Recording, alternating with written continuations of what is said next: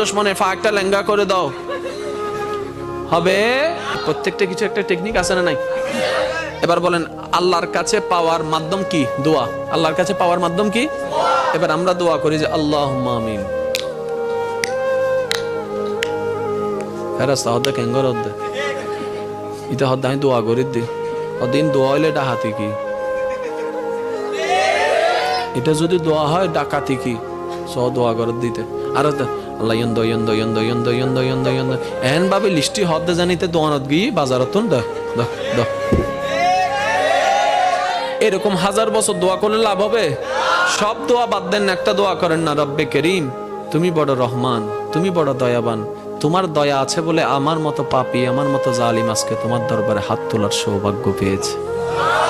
আল্লাহ তোমার দয়া আছে বলে আজকে আমি এখানে বসতে পেরেছি। আল্লাহ তোমার কাছে আমার একটা ফরিয়াদ। তখন আল্লাহ জিজ্ঞেস করবে কি রে